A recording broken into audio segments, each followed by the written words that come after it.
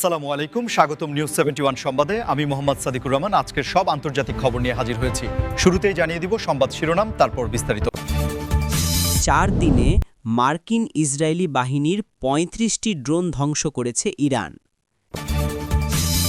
যুক্তরাষ্ট্র ইসরায়েলের জন্য নরকের দরজা খুলবে আইআরজিসি। ইরান যুদ্ধের ফল নির্ধারণ হবে কার অস্ত্র আগে ফুরাবে তার উপর। বিধ্বস্ত মার্কিন যুদ্ধবিমানের পাইলটদের মারতে আসলো কুয়েতিরা। ইরানের বিরুদ্ধে যুদ্ধে নামছে আরেক মুসলিম দেশ। আপনি যদি ইসরায়েলের ধ্বংস চান এবং মুসলিমদের বিজয় চান, তাহলে ভিডিওটিতে একটি লাইক ও চ্যানেলটি সাবস্ক্রাইব করে যাবেন। আসসালামু আলাইকুম, স্বাগতম জানাচ্ছি নিউজ 71 সংবাদে। আমি মোহাম্মদ সাদিকুর রহমান। এতক্ষণ শুনছিলেন সংবাদ শিরোনাম, এবার বিস্তারিত। প্রথমেই আলোচনা করা যাক সাম্প্রতিক সময়ের অন্যতম চাঞ্চল্যকর একটি খবর নিয়ে, যেখানে বলা হয়েছে যে মাত্র 4 দিনের ব্যবধানে মার্কিন এবং ইসরায়েলি বাহিনীর অন্তত ৩৫টি উন্নত প্রযুক্তির ড্রোন ধ্বংস করেছে ইরান, যা মধ্যপ্রাচ্যের বর্তমান ভূরাজনৈতিক এবং সামরিক সমীকরণে একটি বিশাল পরিবর্তনের ইঙ্গিত দিচ্ছে। কারণ আধুনিক যুদ্ধক্ষেত্রে আনম্যান্ড এরিয়াল ভেহিকেল বা ড্রোনের ব্যবহার এখন সবচেয়ে গুরুত্বপূর্ণ একটি কৌশলগত অংশ হয়ে দাঁড়িয়েছে। আর সেখানে ইরানের এই আকাশ প্রতিরক্ষা ব্যবস্থার এমন অভাবনীয় সাফল্য পুরো বিশ্বকে চমকে দিয়েছে। আপনারা হয়তো জানেন যে আধুনিক সামরিক প্রযুক্তিতে যুক্তরাষ্ট্র এবং ইসরায়েলকে বিশ্বের অন্যতম শীর্ষশক্তি হিসেবে বিবেচনা করা হয়, বিশেষ করে তাদের নজরদারি এবং আক্রমণাত্মক ড্রোনগুলো রাডার ফাঁকি দিতে অত্যন্ত পারদর্শী। কিন্তু ইরানের নিজস্ব প্রযুক্তিতে তৈরি আকাশ প্রতিরক্ষা ব্যবস্থা যেমন বাবার ৩৭৩ বা খুরদাত সিস্টেমগুলো প্রমাণ করেছে যে তারা এখন যে কোনো ধরনের আকাশসীমা লঙ্ঘন প্রতিরোধ করতে সক্ষম। এবং এই ৩৫টি ড্রোন ভূপাতিত করার ঘটনা শুধু একটি সামরিক প্রতিরোধী নয়, বরং এটি একটি শক্তিশালী কূটনৈতিক বার্তাও বটে, যা প্রমাণ করে যে ইরান তাদের আকাশসীমায় যে কোনো বিদেশি অনুপ্রবেশকে সর্বোচ্চ গুরুত্বের সাথে মোকাবিলা করছে।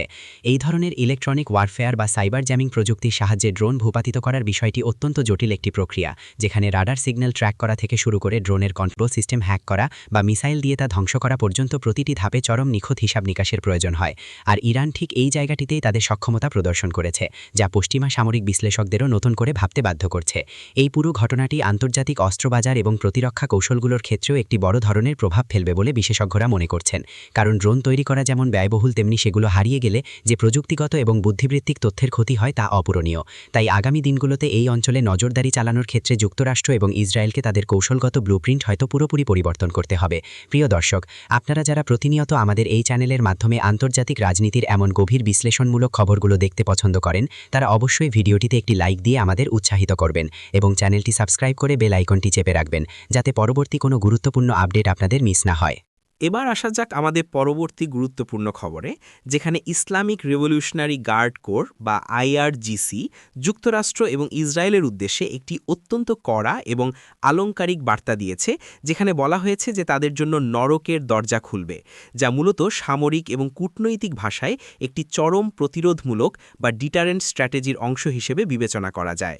এবং এর মাধ্যমে ইরান মূলত তাদের ভূখণ্ড বা স্বার্থের ওপর যে কোনো ধরনের আগ্রাসনের বিরুদ্ধে সর্বোচ্চ মাত্রা প্রতিশোধ নেওয়ার কথাই অত্যন্ত স্পষ্টভাবে বুঝিয়ে দিয়েছে। আন্তর্জাতিক সম্পর্কের ক্ষেত্রে এই ধরনের রেটরিক বা বাক্যবান নতুন কিছু নয়, তবে মধ্যপ্রাচ্যের বর্তমান যে উত্তেজনাপূর্ণ পরিস্থিতি, সেখানে আইআরজিসির এই বিবৃতি শুধুমাত্র ফাঁকা বুলি নয়, বরং এর পেছনে রয়েছে তাদের দীর্ঘদিনের সামরিক প্রস্তুতি, স্ট্র্যাটেজিক অবস্থান এবং পুরো অঞ্চল জুড়ে ছড়িয়ে থাকা তাদের মিত্র বাহিনীগুলোর এক বিশাল নেটওয়ার্ক, যা যে কোনো সময় একটি বিস্তৃত সংঘাতের রূপ নিতে পারে। আপনারা যদি পারস্য উপসাগর এবং হরমুজ প্রণালীর ভৌগোলিক অবস্থানটি একটু লক্ষ্য করেন, তাহলে বুঝতে পারবেন যে ইরান চাইলেই বিশ্ব বাণিজ্যের অন্যতম প্রধান এই নৌপথটিকে প্রভাবিত করতে পারে, যার ফলে আন্তর্জাতিক বাজারে জ্বালানি তেলের সরবরাহ মারাত্মকভাবে ব্যাহত হতে পারে এবং ফলস্বরূপ গোটা বিশ্বের অর্থনীতিতে একটি ভয়াবহ ধস নামতে পারে। আর ঠিক এই অর্থনৈতিক এবং লজিস্টিক্যাল চাপের কারণেই আইআরজিসির এই নরকের দরজা খুলে দেওয়ার হুমকিটি পশ্চিমা দেশগুলোর জন্য এত বড় একটি চিন্তার কারণ হয়ে দাঁড়িয়েছে। আধুনিক বিশ্বের যুদ্ধ শুধু আর ময়দানে সীমাবদ্ধ নেই, এটি এখন ছড়িয়ে পড়েছে অর্থনীতি, সাইবার স্পেস এবং প্রক্সি ইনফ্লুয়েন্সের মতো ক্ষেত্রগুলোতে। তাই ইরানের এই বিবৃতির মানে হল, যদি তাদের ওপর কোনো ধরনের আক্রমণ হয়, তবে তারা শুধু সামরিকভাবেই তার জবাব দেবে না, বরং যুক্তরাষ্ট্রের মিত্র দেশগুলোর অর্থনৈতিক কাঠামো এবং আঞ্চলিক স্থিতিশীলতাকেও চরম ঝুঁকির মধ্যে ফেলে দেবে, যা সামাল দেওয়া ইসরায়েল বা যুক্তরাষ্ট্রের জন্য মোটেও সহজ কোনো কাজ হবে না। দর্শক, আন্তর্জাতিক কূটনীতির এই স্নায়ুযুদ্ধ এবং মনস্তাত্ত্বিক চাপের খেলাগুলো কতটা জটিল হতে পারে তা এই ধরনের ঘটনা। আমাদের তৃতীয় শিরোনামটি ছিল অত্যন্ত প্রাসঙ্গিক একটি সামরিক বিশ্লেষণ নিয়ে, যেখানে বলা হচ্ছে যে ইরান এবং তার প্রতিপক্ষদের মধ্যে যদি একটি পূর্ণাঙ্গ যুদ্ধ বেঁধেই যায়, তবে সেই যুদ্ধের চূড়ান্ত ফল নির্ধারণ হবে কার অস্ত্র বা সামরিক রসদ আগে ফুরাবে তার ওপর। আর সামরিক বিজ্ঞানের ভাষায় একে বলা হয় ওয়ার অফ অ্যাট্রিশন বা ক্ষয়িষ্ণু যুদ্ধ, যেখানে জয় পরাজয় বড় কোনো বোমার ওপর নির্ভর করে না, বরং নির্ভর করে লজিস্টিক্স, সাপ্লাই চেন এবং একটি দেশের অর্থনৈতিক টিকে থাকার ক্ষমতার ওপর। আপনারা খেয়াল করলে দেখবেন যে আধুনিক স্মার্ট মিসাইল গাইডেন্স সিস্টেম বা ইন্টারসেপ্টরগুলো অত্যন্ত ব্যয়বহুল এবং এগুলো তৈরির প্রক্রিয়াও বেশ সময় সাপেক্ষ। যেমন ইসরায়েলের আয়রন ডোম বা যুক্তরাষ্ট্রের অ্যাট্রিয়েট মিসাইল সিস্টেমগুলো প্রতিটি ইন্টারসেপশনের জন্য মিলিয়ন মিলিয়ন ডলার খরচ করে থাকে। অন্যদিকে ইরান সাধারণত অ্যাসিমেট্রিক বা অসম যুদ্ধের কৌশল ব্যবহার করে, যেখানে তারা তুলনামূলক কম খরচের কিন্তু অত্যন্ত কার্যকর ড্রোন এবং রকেট বিপুল সংখ্যায় উৎপাদন করে শত্রুর আকাশ প্রতিরক্ষা ব্যবস্থাকে ব্যস্ত এবং আর্থিকভাবে ক্লান্ত করে তোলার চেষ্টা করে। এই পরিস্থিতিতে যদি একটি দীর্ঘমেয়াদী সংঘাত শুরু হয়, তখন পশ্চিমা দেশগুলোকে হাজার হাজার মাইল দূর থেকে তাদের সামরিক সরঞ্জাম এবং রসদ পরিবহন করে আনতে হবে, যা একটি বিশাল লজিস্টিক্যাল দুঃস্বপ্ন। অপরদিকে ইরান তাদের নিজস্ব ভূখণ্ডে বসে অভ্যন্তরীণ কারখানায় উৎপাদিত অস্ত্র ব্যবহার করবে, যার ফলে তাদের সাপ্লাই চেন তুলনামূলকভাবে বেশি সুরক্ষিত থাকবে এবং এটাই হলো এই সংঘাতের সবচেয়ে বড় টার্নিং পয়েন্ট। তাছাড়া অর্থনৈতিক নিষেধাজ্ঞার মধ্যেও ইরান যেভাবে তাদের সামরিক শিল্পকে স্বয়ংসম্পূর্ণ করে তুলেছে, তা সত্যি আন্তর্জাতিক বিশ্লেষকদের জন্য একটি বড় গবেষণার বিষয়।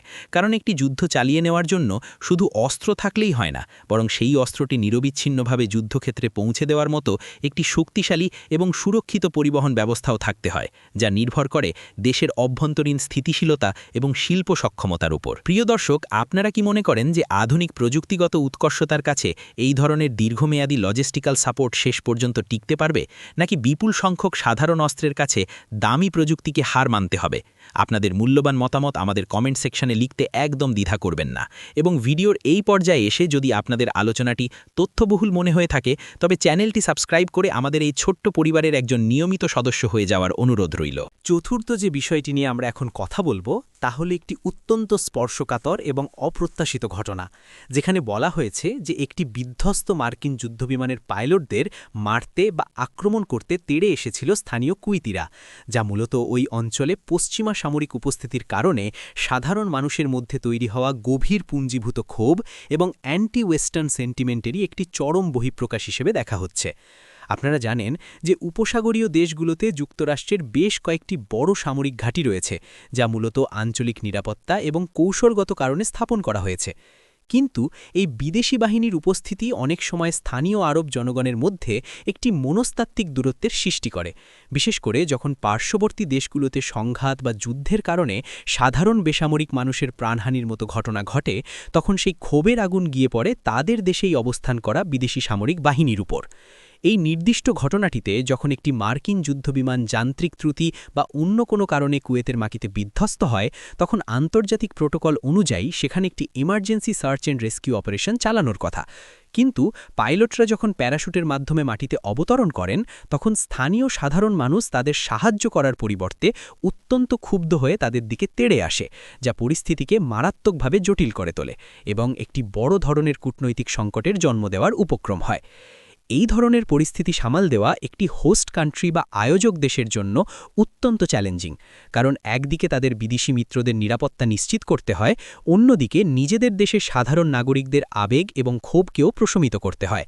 আর তাই কুয়েতি পুলিশ এবং নিরাপত্তা রক্ষীদের দ্রুত হস্তক্ষেপের ফলেই সে যাত্রায় পাইলটদের নিরাপদে উদ্ধার করা সম্ভব হয়েছিল এবং একটি সম্ভাব্য বড় দুর্ঘটনা এড়ানো গিয়েছিল।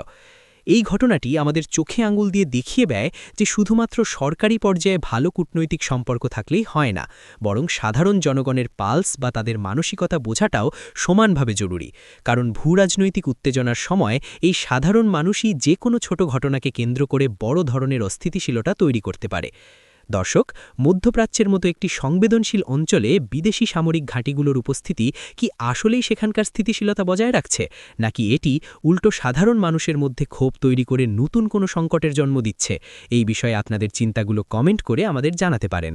আর আমাদের এই বস্তুনিষ্ঠ এবং নিরপেক্ষ সংবাদ পরিবেশনা আপনাদের ভালো লাগলে ভিডিওটিতে একটি লাইক দিয়ে আমাদের কাজের প্রতি আপনাদের সমর্থন জানাতে পারেন। আমাদের আজকের আয়োজনের সর্বশেষ শিরোনামটিতে বলা হয়েছে যে ইরানের বিরুদ্ধে এবার প্রকাশ্যেই যুদ্ধে নামতে যাচ্ছে বা অবস্থান নিতে যাচ্ছে মধ্যপ্রাচ্যেরই আরেকটি মুসলিম দেশ, যা এই অঞ্চলের দীর্ঘদিনের ভূ রাজনৈতিক সমীকরণ এবং জোটবদ্ধতার রাজনীতিতে একটি বিশাল পরিবর্তন বা শিফট হিসেবে বিবেচনা করা হচ্ছে। কারণ মুসলিম বিশ্ব ঐতিহ্যগতভাবেই পশ্চিমা প্রভাবের বাইরে নিজেদের মধ্যে একটি ভ্রাতৃত্বপূর্ণ সম্পর্ক বজায় রাখার চেষ্টা করে এসেছে, কিন্তু বর্তমান বাস্তবতায় সেই চিত্রটি অনেকটাই পাল্টে যাচ্ছে। এই নতুন মেরুকরণের পেছনে মূল কারণ হিসেবে বিশেষজ্ঞরা ইরান এবং অন্যান্য উপসাগরীয় দেশগুলোর মধ্যকার দীর্ঘদিনের মতাদর্শগত এবং রাজনৈতিক দ্বন্দ্বকে দায়ী করছেন, যেখানে কিছু আরব দেশ মনে করছে যে ইরানের ক্রমবর্ধমান সামরিক শক্তি এবং পরমাণু কর্মসূচি তাদের নিজস্ব জাতীয় নিরাপত্তার জন্য একটি বড় হুমকি, আর এই ভীতি থেকেই তারা পশ্চিমা দেশগুলো বা ইসরায়েলের সাথে পরোক্ষ বা প্রত্যক্ষভাবে এক ধরনের কৌশলগত জোট গঠন করছে, যাকে অনেক বিশ্লেষক অ্যাব্রাহাম অ্যাকর্ডসের একটি সম্প্রসারিত প্রভাব হিসেবেও দেখছেন। আপনারা যদি সাম্প্রতিক ঘটনাবলীর দিকে নজর দেন, তবে দেখবেন যে যখন ইরানের দিক থেকে কোনো ড্রোন বা মিসাইল ছোড়া হয়, তখন পার্শ্ববর্তী কিছু আরব দেশ তাদের নিজেদের আকাশসীমা ব্যবহার করে সেগুলো প্রতিহত করতে পশ্চিমা দেশগুলোকে সাহায্য করছে, যা সরাসরি ইরানের বিরুদ্ধে একটি অবস্থান নেওয়ারই শামিল। এবং এটি মধ্যপ্রাচ্যের রাজনীতিতে শিয়া সুন্নি বা অন্যান্য রাজনৈতিক বিভাজন রেখাকে আরও বেশি প্রকট করে তুলছে।